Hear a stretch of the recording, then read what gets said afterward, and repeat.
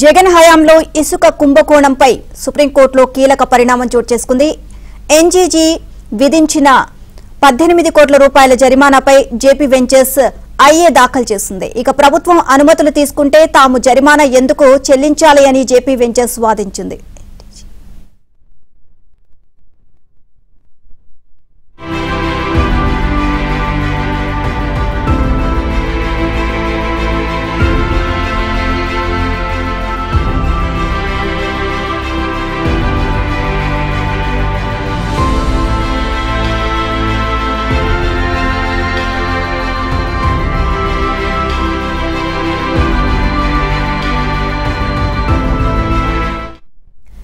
జగన్ హయాంలో ఇసుక కుంభకోణంపై సుప్రీంకోర్టులో కీలక పరిణామం చోటు చేసుకుంది. ఎన్టీజీ విధించిన 18 కోట్ల జరిమానాపై జేపీ వెంచర్స్ ఐఏ దాఖలు చేసింది. ఇక ప్రభుత్వ అనుమతులు తీసుకుంటే తాము జరిమానా ఎందుకు చెల్లించాలని జేపీ వెంచర్స్ వాదించింది. ఇదే అంశానికి సంబంధించి మరిన్ని అప్డేట్స్ మా ఢిల్లీ బ్యూరో చీఫ్ కృష్ణని అడిగి తెలుసుకుందాం.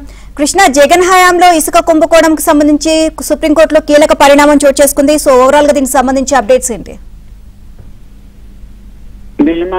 జగన్ ప్రభుత్వ హయాంలో ఏదైతే ఇసుక అక్రమాలకు సంబంధించి గతంలో ఎన్జీటీ ఇచ్చినటువంటి జరిమానాను తాము చెల్లించేది లేదంటూ జేపీ వెంచర్స్ తాజాగా సుప్రీంకోర్టులో ఒక ఐఏ దాఖలు చేసింది.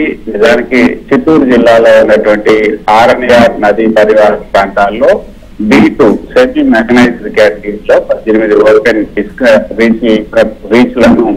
రీచ్ల్లో అక్రమంగా ఇసుక తవ్వారు అంటూ జేపీ వెంచర్స్ కు 18 కోట్లు, అంటే ఇసుక రీచ్ కి 1 కోటి రూపాయలు తరఫున 18 కోట్ల రూపాయలు జరిమానా వేస్తూ ఎన్జీటీ గతంలో తీర్పిచ్చింది.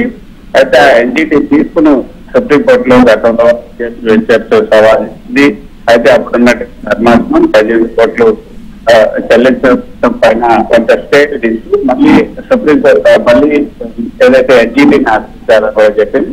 అయితే ఎన్జీటీ ఈ కేసు సుప్రీంకోర్టులో ఉంది కాబట్టి దీనిపైన మేము తదుపరి విచారణ జరపలేము. కాబట్టి ఈ మొత్తాన్ని 18 కోట్ల సంబంధించినటువంటి ఈ యొక్క జరిమానా విషయంలో సుప్రీంకోర్టు రుజు నిర్ణయం తీసుకున్నట్టు సుప్రీంకోర్టు వదిలేయడం జరిగింది. ఆ తర్వాత సుప్రీంకోర్టులో పలు దఫాలుగా దీనిపైన విచారణ జరిగింది.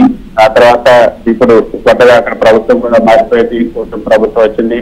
ఆ తర్వాత జరిగిన పరిణామాలు చూసుకుంటే ఈ 18 కోట్ల రూపాయలను మీరు ముందు సుప్రీంకోర్టు రిజిస్ట్రీలో మీరు డిపాజిట్ చేయండి అంటూ సుప్రీంకోర్టు ధర్మాసనం జేపీ వెంచర్స్ ని ఆదేశాలు జారీ చేసింది.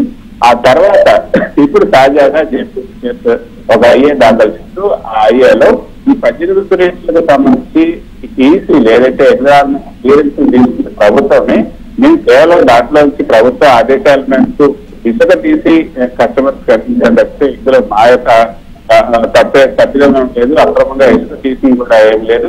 గతంలో ప్రభుత్వం కూడా మేము ఎక్కడ ఇసుక తీసినట్లుగా చెప్పలేదంటూ ఇతని వాదన మొదలుపెట్టింది. సో 18 కోట్ల రూపాయలు తాము చెల్లించేది లేదు, కాబట్టి చెల్లించాల్సిన అవసరం లేదంటూ కొత్తగా తన ఐదేలో ఈ కొత్త వాదన పెట్టింది. అయితే దీనికి సంబంధించి ఏపీ ప్రభుత్వం తరఫు నుంచి అఫిడవిట్ దాఖలు చేయాలంటూ ఈరోజు సుప్రీం ధర్మాసనం ఏపీ ప్రభుత్వానికి ఆదేశాలు జారీ చేసి తదుపరి విచారణను వచ్చే సోమవారానికి వాయిదా వేసింది. Thank you Krishna.